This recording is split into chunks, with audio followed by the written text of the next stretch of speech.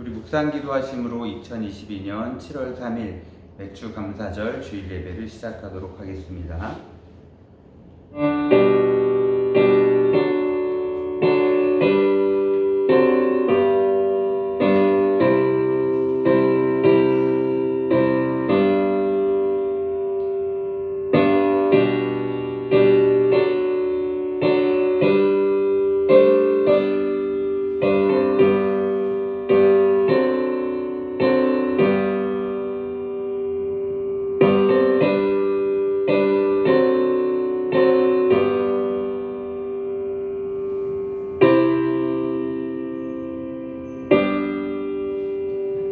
내가 여호와를 항상 송축하며 내 입술로 항상 주를 찬양하리이다.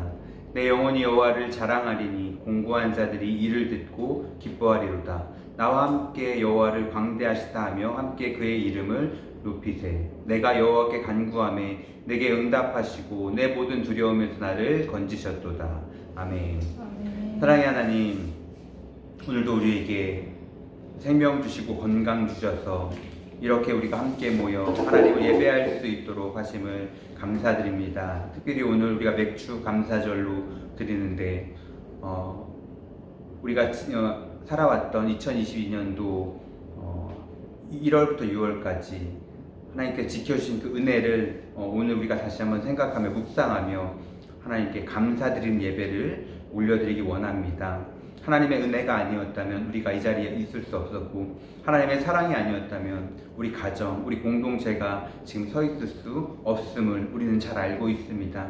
늘 하나님께 감사하며 살아갈 수 있고 또 하나님께 고백할 수 있는 그 믿음을 우리에게 더하여 주시옵소서. 오늘도 예배할 때에 살아있는 예배가 될 수 있도록 도와주시고 영과 진리로 드려지는 아름다운 예배 될 수 있도록 하나님 역사하여 주시옵소서. 감사드리며 예수님 이름으로 기도드립니다. 아멘. 사도신경으로 신앙 고백하겠습니다. 전능하사 천지를 만드신 하나님 아버지를 내가 믿사오며 그 외아들 우리 주 예수 그리스도를 믿사오니 이는 성령으로 잉태하사 동정녀 마리아에게 나시고 본디오 빌라도에게 고난을 받사 십자가에 못 박혀 죽으시고 장사한 지 사흘 만에 죽은 자 가운데서 다시 살아나시며 하늘에 오르사 전능하신 하나님 우편에 앉아 계시다가 저리로서 산 자와 죽은 자를 심판하러 오시리라. 성령을 믿사오며 거룩한 공예와 성도가 서로 교통하는 것과 죄를 사하여 주시는 것과 몸이 다시 사는 것과 영원히 산 것을 믿사옵나이다. 아멘. 교동문 105번입니다. 교동문 105번.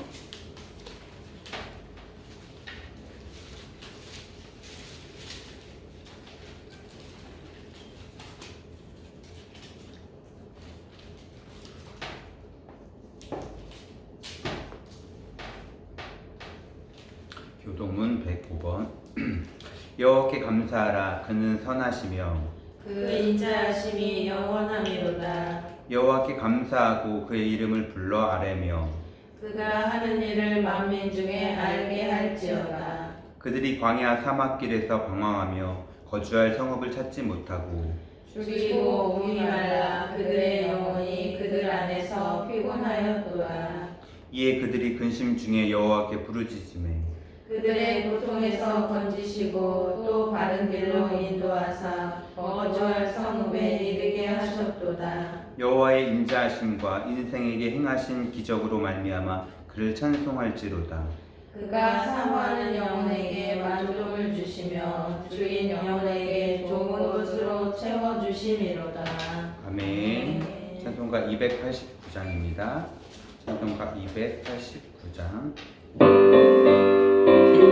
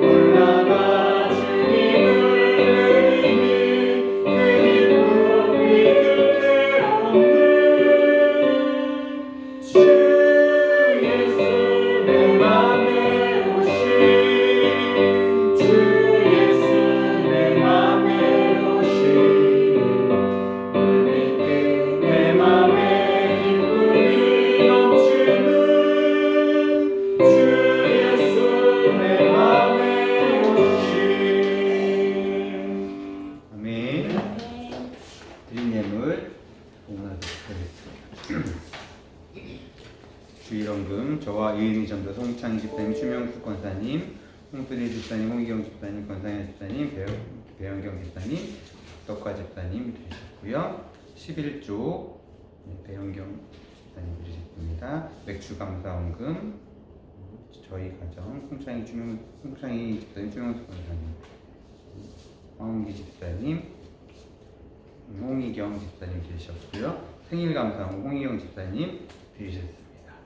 자, 오늘 우리 하나님 말씀 같이 보도록 하겠습니다. 마가복음, 우리가 계속해서 마가복음을 지금 나누고 있습니다. 1장 29절에서 31절까지 3절입니다. 1장 29절에서 31절, 1장 29절에서 31절까지 3절을 우리 같이 읽겠습니다. 회당에서 나와 곧 야고보와 요한과 함께 시몬과 안드레의 집에 들어가시니 시몬의 장모가 열병으로 누워 있는지라. 사람들이 곧 그 여자에 대하여 예수께 여짜온대 나아가사 그 손을 잡아 일으키시니 열병이 떠나고 여자가 그들에게 수종드니라. 아멘. 기도하겠습니다. 하나님, 오늘 이 시간에 하나님의 귀한 말씀을 나누려고 합니다. 주의 성령께서 함께하여 주셔서 이 말씀을 들을 때에 우리의 영혼이 깨어날 수 있도록 도와주시고, 또 부족한 우리의 모든 것들이 말씀을 통해 새로워질 수 있는 귀중한 시간이 될 수 있도록 역사하여 주시옵소서. 또 하나님 앞에 귀한 예물 드렸습니다. 또 맥주 감사원금과 또 여러 가지로 하나님께 드렸사오니 하나님, 각 가정들을 기억하여 주셔서 물질적인 어려움 당치 않도록 늘 인도하여 주시고, 저들의 생업과 사업이 복을 받아 하나님 안에서 귀하게 쓰임받고 또 귀하게 살아갈 수 있는 모든 그런 여건들이 될 수 있도록 하나님께서 함께하여 주시옵소서. 감사드리며 예수님 이름으로 기도드립니다. 아멘. 네, 우리 지난주 말씀 잠깐 복습을 하겠습니다. 자, 지난주 말씀, 바지 사장님. 네. 제목만 들으면 여러분들이 대략 이랬지, 그게 기억나시죠, 그렇죠? 네. 왜 바지 사장님이라고 했습니까? 우리가 주님을 주인으로 모시지 않을 때, 그렇죠? 내가 주인이 돼서 살아갈 때 주님은 그냥 바지 사장님이 되실 뿐이다. 명함, 그냥 직함만 있는 그런 바지 사장, 그렇죠? 그래서 우리가 이제 그런 부분에 대해서 나눴죠. 자, 예수님께서 이 땅에 오셔서 처음으로 복음 전파를 하셨습니다, 그렇죠? 복음 전파하는 일을 하셨고, 두 번째는 그 복음 전파하는 사람들을 부르는 일. 그래서 우리가 지지난 주에는 복음 전파하는 일에 대해서 나눴었고, 그 다음에 지난 주에는 이제 복음을 전파하는 제자들을 부르는, 그렇죠? 그 부분을 함께 나눴습니다.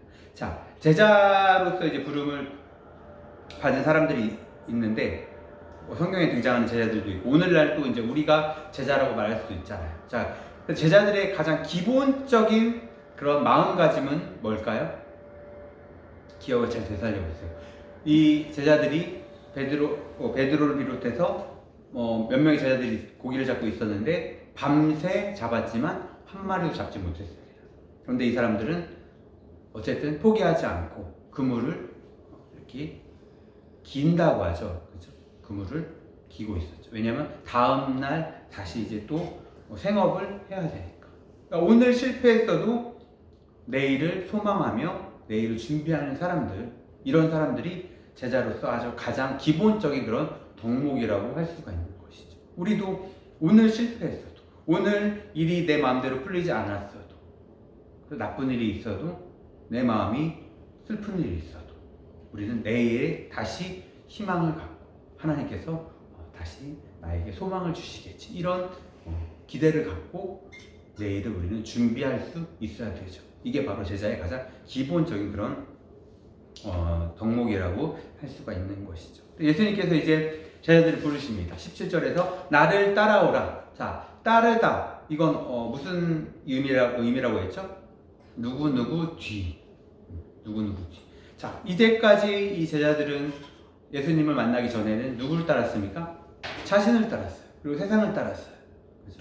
그런데 이제 그게 아니라 예수님의 뒤를 따라 가는 거죠. 나를 따라오라, 이것은 이제 다 버리고 내 뒤를 따라오라, 이 말씀이죠. 그리고 또 계속해서 내가 너희로 사람을 낚는 어부가 되게 하리라.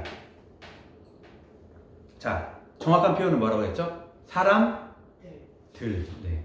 한 명이 아니에요. 여러분, 한 명만 낚으시면 안 되는 거예요. 일평생 난 한 명만 딱 낚겠다, 한 명만 전도하겠다, 이게 아닙니다. 사람들을 낚는 어. 원문에는 복수로 되어 있어요. 근데 이게 이제 성경은 이제 이렇게 옮기는 과정에서 이 옮기는 사람이 이거를 중요하게 생각하지 않는 거예요. 한 명과 여러 명은 차이가 많은데 왜 그런지 모르겠어요. 어쨌든 사람들. 그래서 우리는 그 당시에 제자들이 이 갈릴리 지역에서만 이렇게 뭐 사람들 복음 전파 사역을 했던 그런 걸 말하는 게 아니라 오늘날 우리도 우리가 있는 뭐 가정에서도 그렇고 여러분이 직장에서도 그렇고 가는 모든 곳마다 누구를 사람들을 낚는 어부가 되어야 된다는 것입니다. 그냥 한 곳만 딱 국한시켜놓고 난 여기서만 하겠다, 그건 아니에요. 우리 가는 곳마다, 가는 발걸음마다, 그렇죠? 우리의 발걸음이 그래서 복된 발걸음이 되어야 되는 것입니다. 그리고 또 18절에 보니까 곧 그물을 내어놓고 예수님을 쫓았다라고 하죠. 그래서 버릴 것들, 우리가 버릴 그물이 무엇일까? 뭐 물질적인 이런 게 아니죠. 사실 우리가 버려야 될 것은 뭐 물질을 왜 버립니까, 여러분? 그렇죠? 네, 버릴 거면 저한테 연락 주세요. 달려가겠습니다. 물질이 아니라 뭐였죠? 첫 번째는 이전의 삶의 방식. 이전의 삶의 방식. 아까 처음에도 말씀드렸듯이 내가 주인이 되어서 살아가는 그런 삶. 그러니까는 예수님은 당연히 주님은 주인이 되지 못하시는 거죠. 주인 되지 못하시고 바지 사장. 자, 주님이 사장님이 되시면 우리는 사원, 직원이 돼서 이게 당연한 겁니다. 그런데 우리가 사장님 자리에 딱 앉아 있으니까 주님은 가실 데가 없는 거죠. 바지 사장님이 되어 버리시는 거죠. 그래서 우리는 이러한 것들을 이제 버려야 되는 것이고, 내가 주인이 되어 살아왔던 삶의 방식을 버려야 되는 것이고, 또 뭡니까? 육적인 것을 우선시했던 삶을 버리고 영적인 것을 우선시하는 이런 삶을 우리가 또 이제 살아갈 수 있어야 되는 것이죠. 그래서 이런 걸 잘 보여준 인물 누가 있다고 했죠? 이전의 모든 삶을 청산하고 기억이 안 나시네요.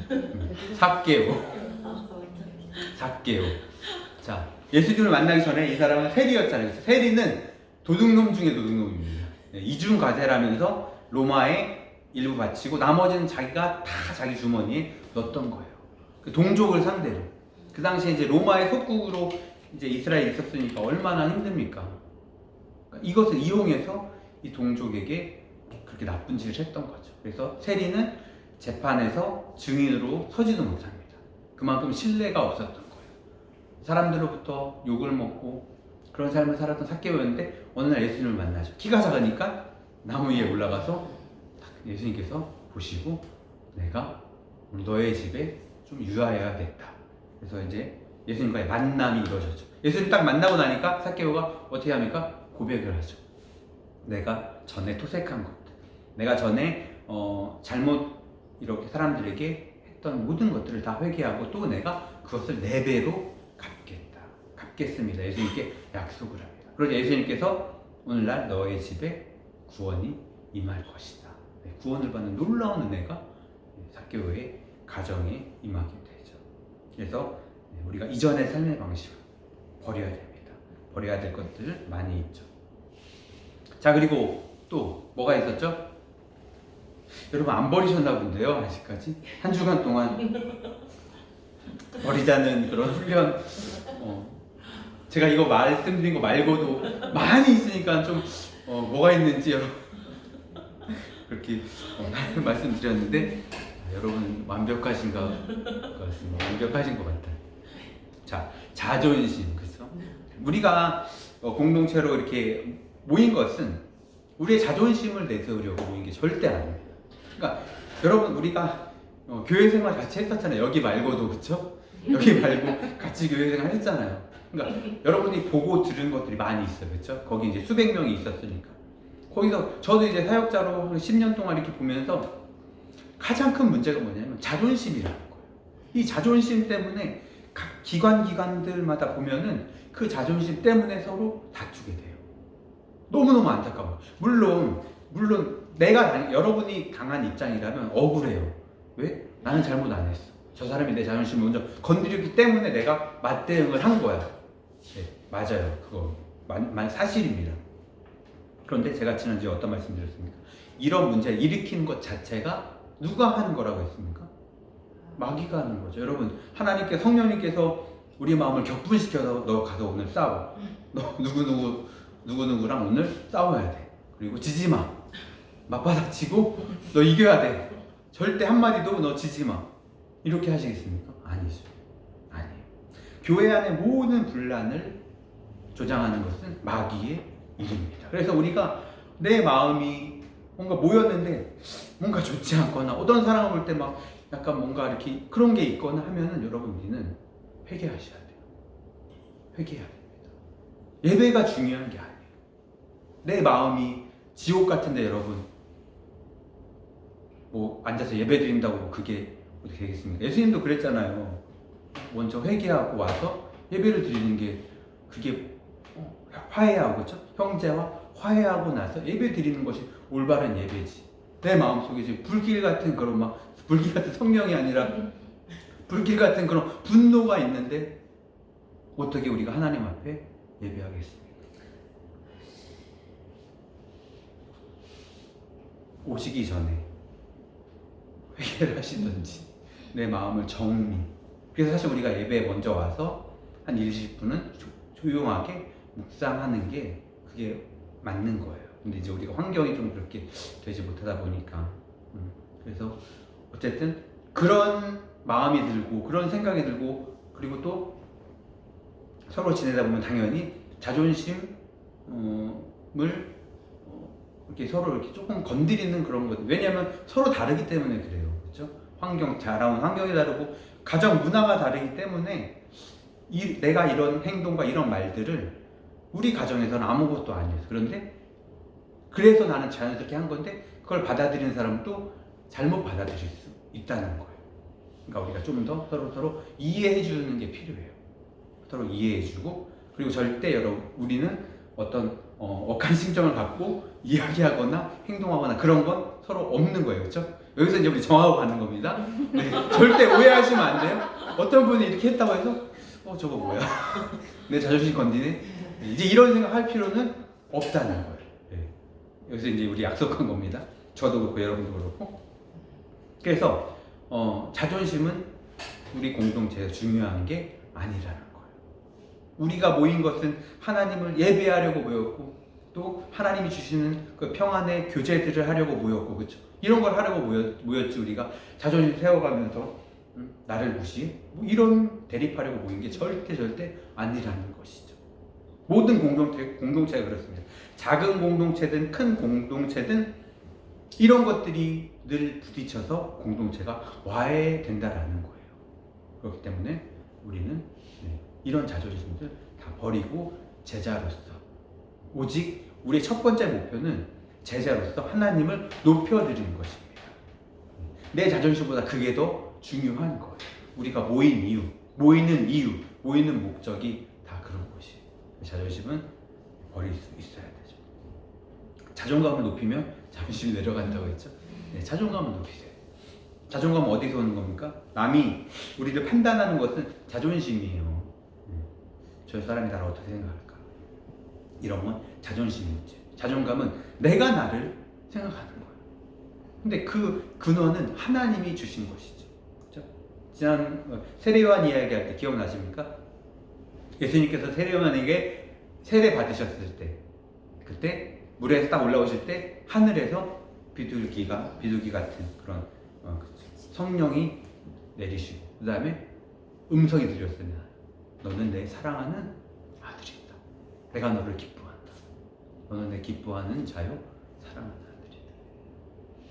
이게 우리의 자존감이 돼야 된다. 다른 사람이 잘하네요, 못하네요. 이게 중요한 게 아니라 하나님이 내가 너를 사랑해. 내가 너 때문에 내가 너무너무 기뻐. 여러분, 자녀들 때문에 부모가 기쁘면 얼마나 좋습니까, 그렇죠? 근데 반대로 되면은 막 지옥 같아. 지옥, 그렇죠? 자녀들이 부모를 기쁘게 해줘서 부모가 그냥 이렇게 고백이 되는 거예요. 너 때문에 내가 엄마 아빠가 너무너무 행복하다. 얼마나 좋습니까? 하나님이 우리 때문에 기쁘시대요. 그러니까 우리의 자존감은 그거예요. 다른 사람이 나를 무시하고 해도 상관없어요. 그 사람이 나를 몰라요. 그게 그 사람이 말한 게, 그 사람이 예를 들어 우리 보고 미친 사람이네? 우리가 미쳤습니까? 아니잖아요. 그 사람은 우리를 정확히 모른단 말이에요. 그냥 자기 입장, 자기 주관적인 어떤 그런 것을 가지고 우리를 판단하는 거예요. 우리는 난 아니야. 난 아닌데? 그냥 그러고 딱 넘겨버릴 수 있어야 돼. 그걸 밤새 며칠 동안 내가 미쳤나 진짜? 저 사람이 나를 뭐라고 이렇게 미쳤다고 했는데 내가 정말 그런 건가? 그렇게 되면 머리 아프고 골치 아파지고 병이 생깁니다. 오늘 그 병이 나와요. 이따가 말씀드리겠지만 병의 문제가 나오는데, 자, 그래서 우리가 자존심 버려야 돼요. 아셨죠? 버려야 우리 공동체가 꾸준히 쭉 성장하고 유지될 수 있다라는 거예요. 그래서 제자는 이런 삶을 살아야 된다. 그런 이야기들을 함께 나눴었습니다. 자, 오늘 말씀은 이제 예수님께서 회당에서 말씀을 전하셨습니다. 예수님도 랍비라고 불리셨어요. 당시에 랍비. 랍비는 회당에서 가르칠 수 있는 그런 권위가 있었어요. 그래서 예수님도 회당에 가서 많은 사람들에게 복음을 전하셨겠죠. 그리고 나서 이제 나오셨습니다. 시간이 다 지나서 나오셨어요. 예수님께서 베드로의 집에 이제 가시게 됐죠. 가신 이유가 뭐였을까요? 베드로의 집에 예수님도 배고프시고 힘드시고, 그렇죠? 이 회당에서 이제 복음을 전하셨다라는 건 어떤 그런 에너지를 쓰신 거잖아요, 그렇죠? 네. 여러분 뭐 강의를 해보신 분들은 아시겠지만 되게 진이 빠집니다. 혼자 1시간, 2시간 동안 하고 나면은 이제 진이 빠져요. 예수님만이 아니라 근데 예수님을 따라다녔던 제자들이 있잖아요. 그러니까 제자들을 위해서라도 예수님은 이제 그들에게 뭐를 이제 먹여야 되니까, 좀 쉬고 해야 되니까. 근데 그 베드로의 집이 회당 바로 근처에 있었다고 해요, 진짜로. 그래서 근처니까 이제 베드로의 집 간 거죠. 베드로도 이제 뭐 자기가 수제자니까 예수님을 이제 모시고 자기 집에 가서 뭐 식사 대접하고 예수님 또 쉴 수 있게 그렇게 해주는 것을 기뻐했겠죠. 그래서 갔습니다. 자, 일단 갔어요. 들어갔는데 이제 장모님이랑 같이 살고 있었던 것 같아요, 베드로가. 그러니까 베드로에게 누가 있었다는 거죠? 부인이 있었고, 그렇죠? 결혼을 했다라는 거죠. 실질적으로 이 부분 나오니까 바울이 베드로에 대해서 언급할 때 그런 언급을 합니다. 우리가 베드로처럼 아내들을 데리고 선교 활동을 하지 못하겠느냐? 이제 이런 말들을 했어요. 그러니까 여러 가지 정황으로 베드로는 결혼한 사람이고 아내가 있었던 사람. 그리고 또 이제 처가살이를 한 건가요, 그러면? 모르겠습니다. 어쨌든 장모님이 계셨습니다. 자, 그래서 갔는데 이제 베드로는 아내든 장모님이든 누가 이런 음식들을 준비해 줄 것을 기대를 했겠죠. 근데 여자들은 되게 싫죠, 그렇죠? 말도 안 하고 이제 이렇게 우르르 데려오면은 이 사람 이제 그 앞에 인사하고 데려가서 이제 한마디 하는 거예요. 제정신이냐고 지금 준비해 놓은 것도 없는데 막 이제 이러면서 어쨌든 그런 것들을 기대하고 이제 갔는데 장모님이 누워 계셨던 거예요. 자, 무슨 병으로 누워 계셨습니까? 열병. 이 열병에 대해서 이제 여러 가지 의견들이 있어요. 말라리아다. 이런 얘기도 있고 여러 가지 얘기가 있는데, 근데 이 원문에 보면은 이 열병이라는 것이요 명사가 아니에요. 자, 그러니까 예를 들어 열병 이 명사였으면 진짜 병명이잖아요, 그렇죠? 병명이었는데 명사 아니라 이게 동사로 쓰였습니다. 그러니까는 이 열병이라는 게 어떤 병명이 아니라 이제 열이 오르락내리락거리고 막 이제 그랬다라는 의미죠. 그러니까 추측을 해보자면, 자, 장모님이 왜 열병이 생기셨을까요? 여기 장모님이 우리 저기 화병이에요. 저 화병이에요, 화병. 자, 그럼 베드로의 장모님이 왜 화병이 생기셨을까요? 비슷합니다. 네. 사유와 관련된 것이. 그러니까 이거는 이제 뭐 우리가 추측을 해보는 거예요. 성경에 나오지 않는 것은 그냥 추측을 하는 겁니다. 자, 이제 이 열병이 막 오래전에 생긴 건 아니에요. 왜냐면 베드로는 모르고 있으니까. 장모님이 만약에 열병으로 누워 계셨으면 모시고 안 들어갔겠죠, 그렇죠?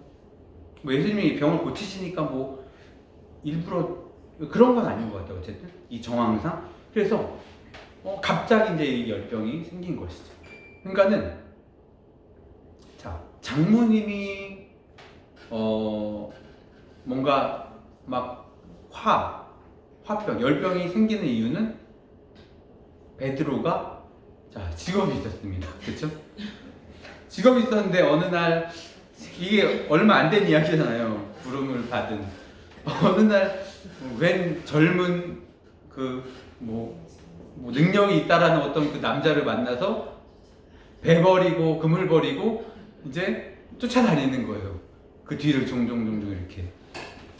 그래도 나름 물고기 잡아서 그 돈으로 생계 유지도 했고 가정이 있으니까 자기 딸을 이제 먹여 살리고 했었는데 갑자기 이 젊은 남자를 이단으로 불리는 이상한 그 젊은 남자를 따라다니면서 돈도 못 벌고 장모님 입장에서 아무것도 안 하는 것으로 보였겠죠, 그렇죠? 그러니까 장모님이 봤을 때 어때요? 화병이 생길만 하다. 근데 이게 정확히 베드로 때문이 아닐 수도 있습니다, 여러분. 그냥 추측해 보자면 그럴 수도 있겠다. 자, 어쨌든 그래서 예수님께서 이제 이 베드로의 장모를 고치시죠. 자, 그런데 어떻게 고칩니까? 여기 보니까 31절에 보니까 나아가서 그 손을 잡아 일으키시니. 그리고 마태복음에 또 이제 이 똑같은 부분이 나오는데 거기서도 이 손에 관한 이야기가 나옵니다. 손을 뭐 잡았다. 여기 손을 잡아 이제 일으켰다는 것이고 마태복음에도 비슷한 이런 부분이 이제 나옵니다. 어쨌든 예수님께서 이렇게 이 장모를 고쳤다라는 것이죠. 고친 게 중요한 것이죠. 여러분, 그런데 이 기독교는요, 우리가 믿고 있는 이 기독교는 어떤 한 번의 기적을 통해서 다 됐다, 다 끝났다, 이것을 중요하게 여기지 않습니다. 더 중요한 건 뭡니까? 관계라는 거예요. 주님과 우리의 관계. 한 번 그냥 기적, 우리가 일생에 한 번 다 경험한 것으로 그냥 주님과 나와의 관계가 끝이 아니라 그것보다 더 중요한 것은 주님과 더 긴밀해지는 것, 더 가까워지는 이런 것들. 그리고 그것을 통해 저분이 나를 사랑하는구나. 저분이 정말 나를 내가 복음을 통해서 여러 가지를 통해서 그냥 사랑의 이야기 이런 건 알고 있었는데 정말 경험을 하고 나니까 저분이 나를 진짜 사랑한다라는 것을 다 깨닫게 되는 것이죠. 그러니까 정말 중요한 것은 인격적 관계라는 거예요. 우리가 한두 번 이렇게 얻은 것으로 그냥 끝. 그건 우리가 비즈니스 관계라고 하잖아요. 비즈니스. 그게 아니라 인격적 관계. 이게 정말 중요한 것이죠. 그래서 예수님은 그 베드로의 장모를 고치실 때도 물론 다른 사람을 고칠 때 여러 가지 방법으로 고치셨어요. 그렇죠? 그러니까 맹인, 2명의 맹인을 고치실 때는 이렇게 눈을 만지셔서 고치실 때도 있었고, 또 예수님의 옷자락을 만진 여인도 있었죠. 그냥 예수님께서 아무것도 하지 않으셨는데 그렇게 되는 것도 있었고, 그 다음에 원격 진료, 저 멀리 떨어져 있는 사람을 그냥 낫게 하신 경우, 여러 가지 경우가 있습니다. 귀머거리도 이렇게 낫게 하시는, 귀에 손을 넣어서 낫게 하시는 경우도 있고, 그러니까 터치를 하시는 경우도 있었고 안 하시는 경우도 있고 여러 가지 경우가 있었죠. 그런데 오늘 베드로의 장면을 보니까 손을 잡아 일으키셨다. 여러분, 손을 잡는다는 게 뭡니까? 이성적인 그런 관계 말고, 여러분 보통 우리가 힘들 때, 어려울 때 누군가 손을 내밀어 주는, 왜 그런 표현 많이 쓰지 않았죠? 누군가 나에게 손을 내밀어 줬다, 내 손을 잡아줬다. 이거는 나를 위기에서 건져줬다, 나를 위기에서 꺼내줬다, 그렇죠? 나를 도와줬다, 이런 의미잖아요. 그러니까 예수님께서 베드로 장로를 위기에서 건져주신 것이죠. 그러면서 예수님은 이 베드로 장로에게 어떤 것들을 느끼게 하셨을까요?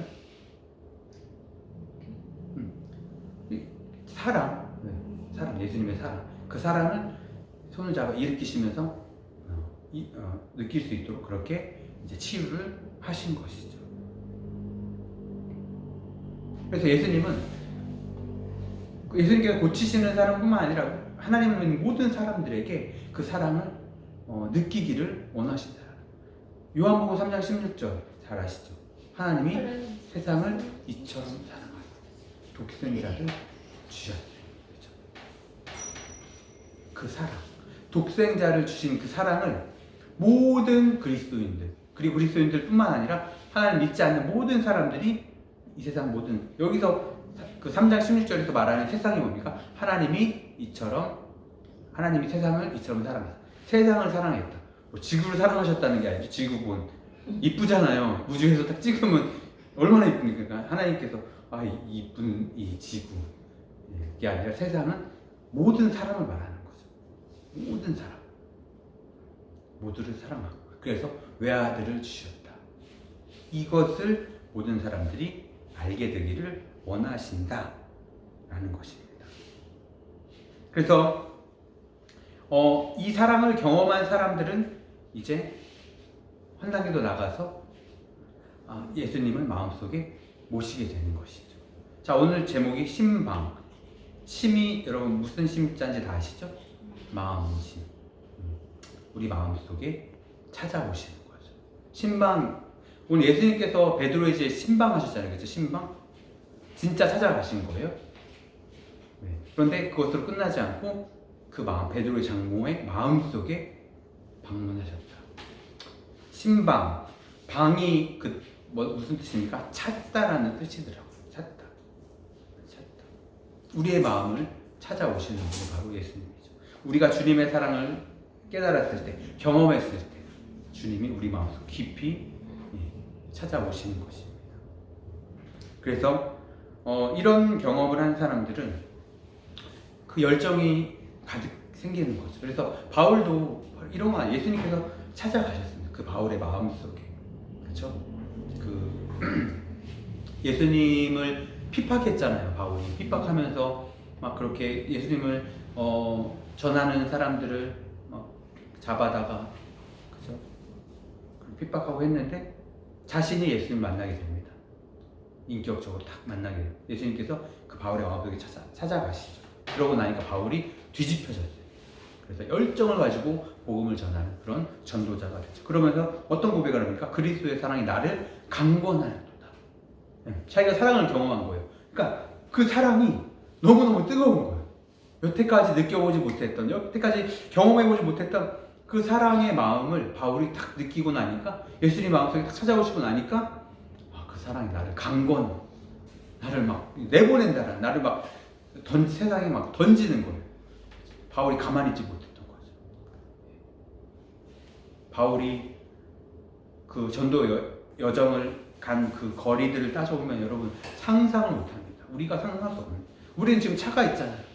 차도 걸어 다녀야 되고 배를 타고, 그렇죠? 그 바울이 고백했잖아.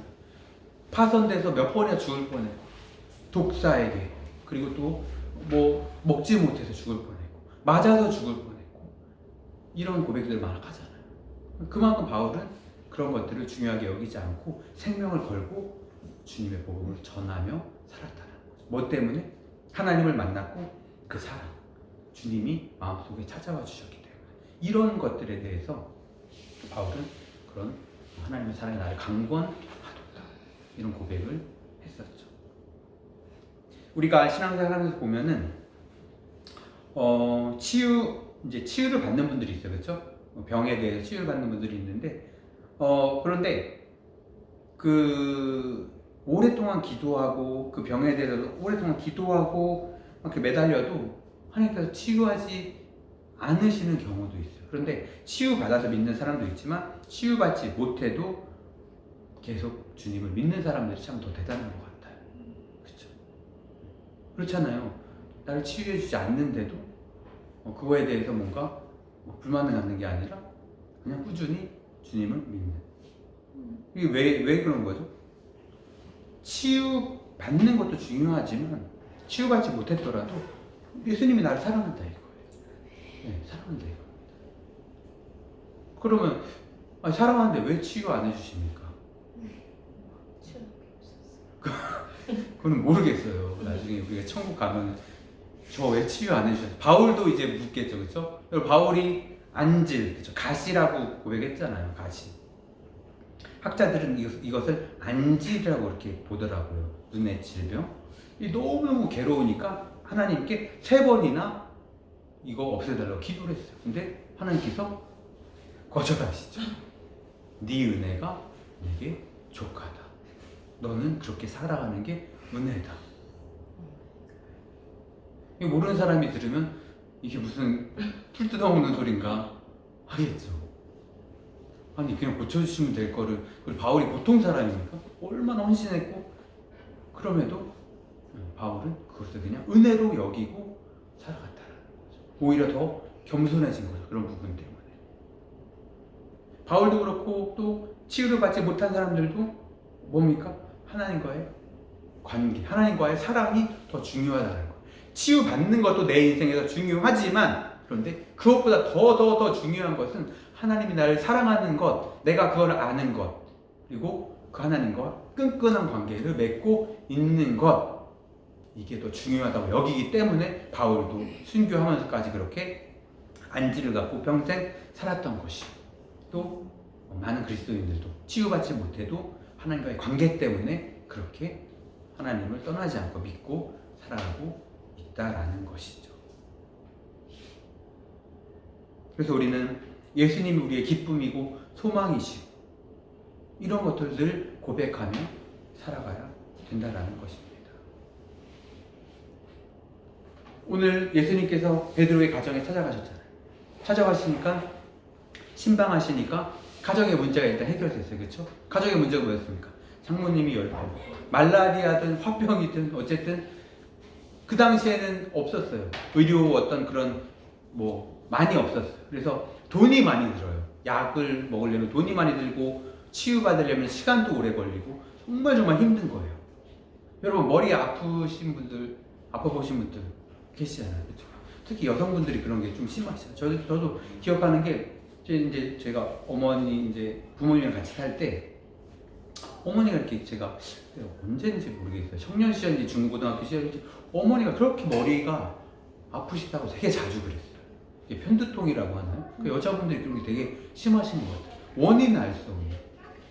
남편들 때문에 그런 건지 원인은 잘 모르겠는데 그게 엄청 심해요. 근데 약을 먹는다고 이게 확 좋아지는 것도 아니고, 그렇죠? 머리가 아프면 정말 힘들어요. 근데 어쨌든 그 질병이 고쳐졌어요. 그럼 누가 아파서 집에 누워 있으면요, 다 힘들어요.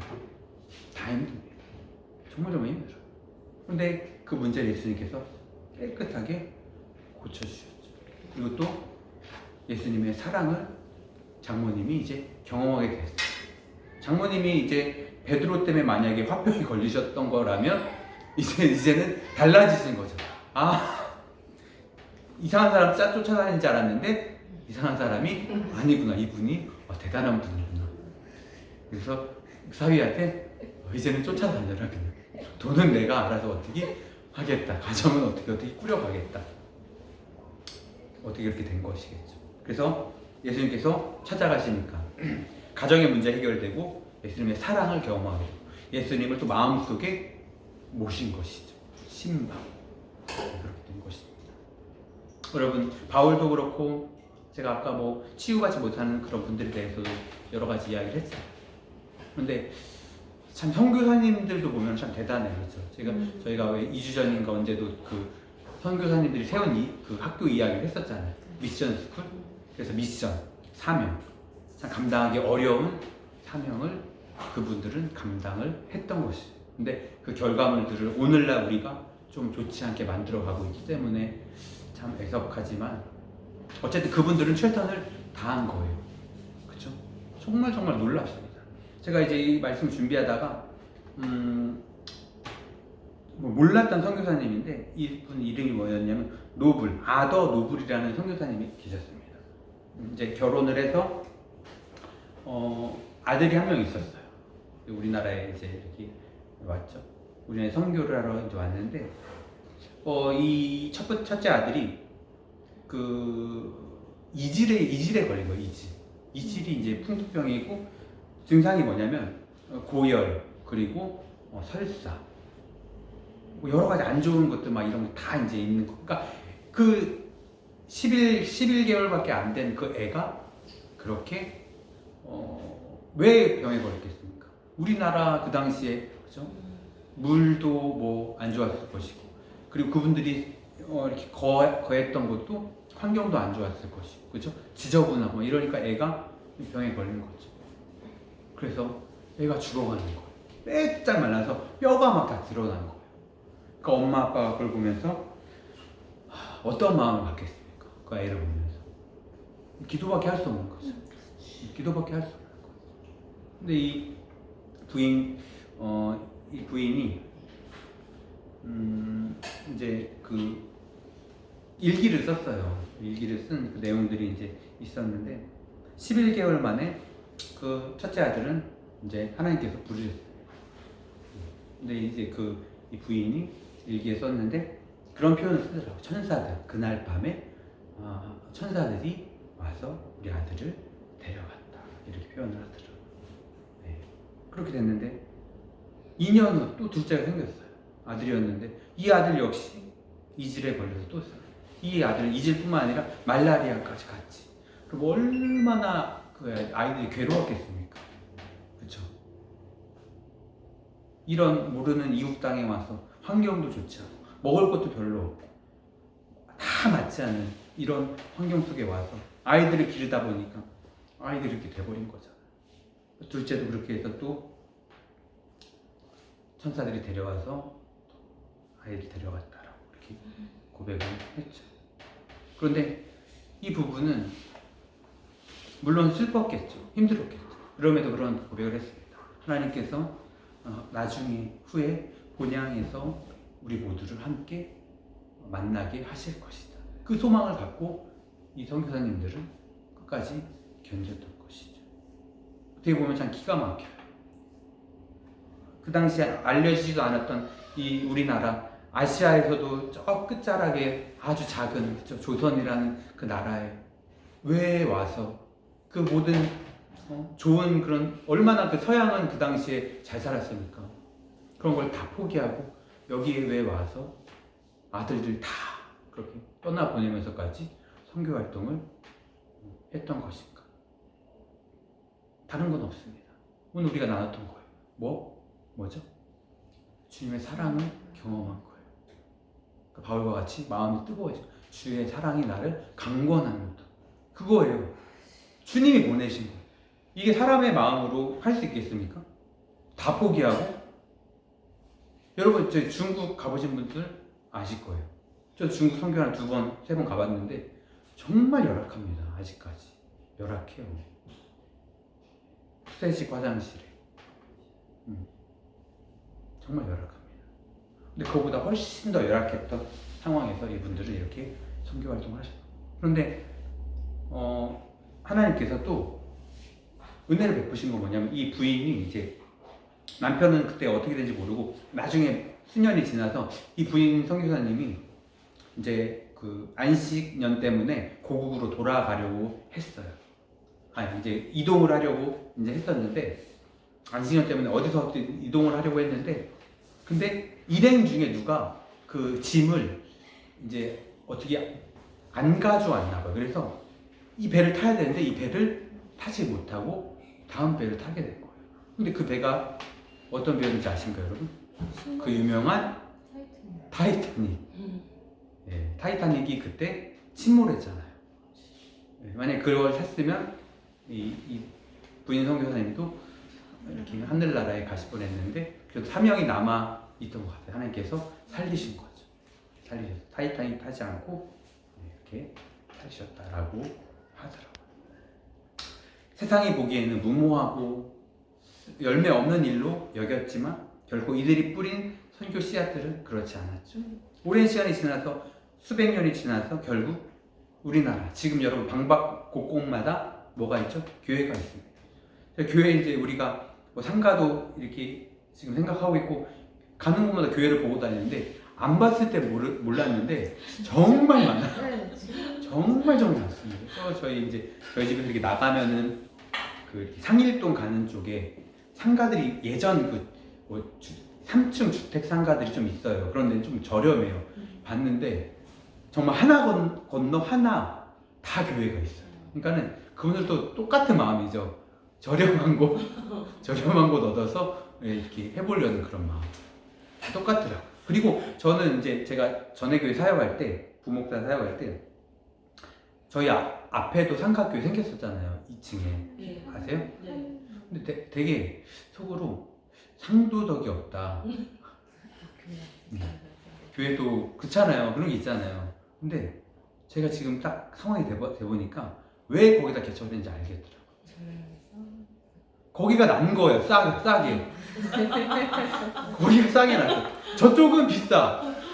그럼 뭐 상도덕이고 뭐고 거기 탈 수밖에 없는 거예요. 그분들 입장에서는 그렇잖아요. 옆에 교회가 있어도 여기가 싸면은 그렇게 할 수밖에 없더라고요. 정말 그렇더라고요. 그런 거고. 이 이야기는 왜 여기까지? 어쨌든 교회가 많이 생겼어요. 선교사님들을 통해서 교회가 많이 생겼죠. 여러분, 우리는 하나님께도 빚을 졌지만 우리는 또 누구에게 빚을 졌어요? 이 선교사님들에게 정말 빚을 졌습니다. 우리 이것을 잊으면 안 돼요. 정말.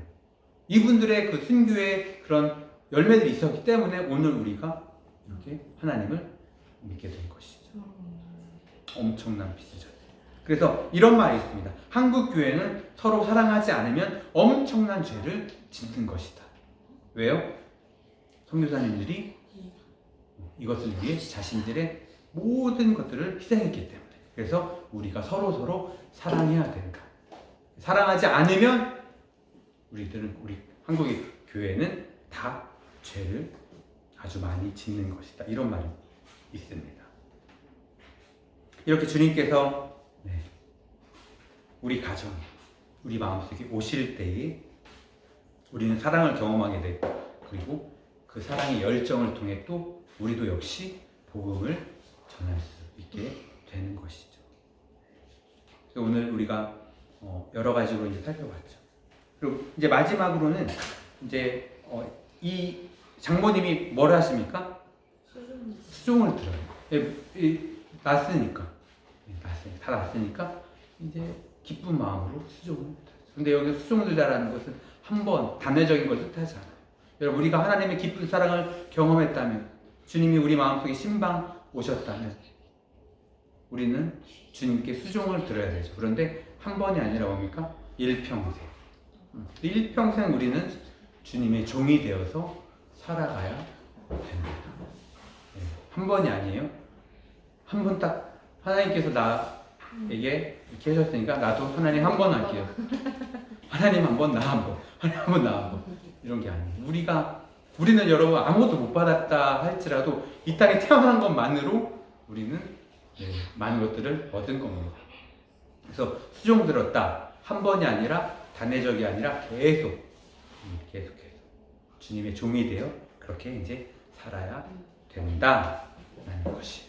오늘 말씀 여러분 잘 기억하시면서 한 주간 동안 주님 제 마음에 신방 와주세요. 그리고 이미 와 계세요. 이미 와 계신 그 주님. 그럼 우리가 하나님, 나도 주님의 사랑을 예전에 경험했는데 더 다시 경험해서 그 주님의 사랑이 우리 바울을 강건시켰던 것, 그 선교사님들을 강건시켰던 것처럼 나도 강건시켰어요. 그래서 내가 가는 곳마다 복음 전하게 하시고, 그리고 또 복음의 열정을 갖고 뜨겁게 살아갈 수 있는, 그리고 주님을 일평생 주님의 종으로 감사하며 기쁨으로 살아갈 수 있는 그런 내가 되게 해주세요.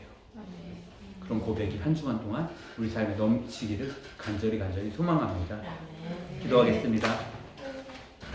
하나님, 오늘 우리가 또 함께 귀한 말씀을 나눴는데, 주님께서 우리 마음에 오셨을 때, 우리 가정에 오셨을 때, 우리 가정의 문제들이 해결되어지고 또 주님의 깊은 사랑을 깨닫게 된다는 것을 함께 나눴습니다. 또 주님의 사랑을 깨달은 자들은 그 마음속에 주님을 모시게 됩니다.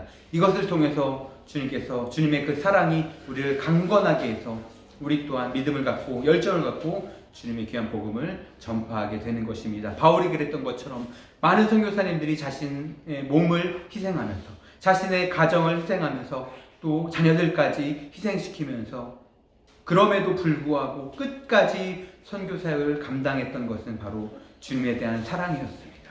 주님께서 그 마음 가운데 계셨기 때문입니다.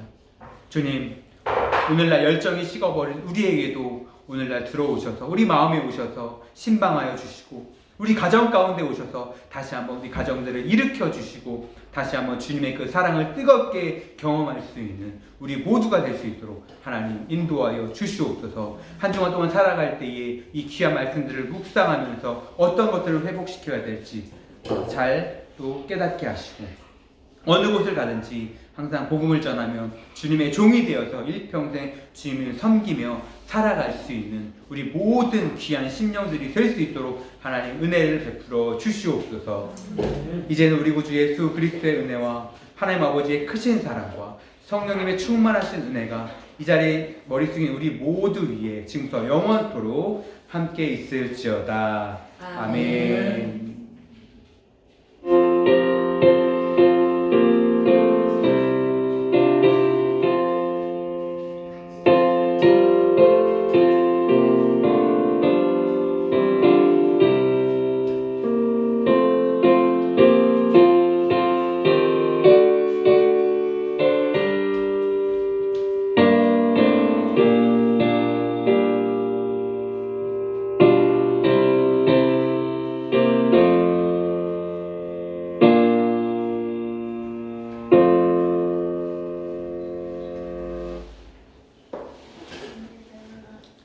네, 이것으로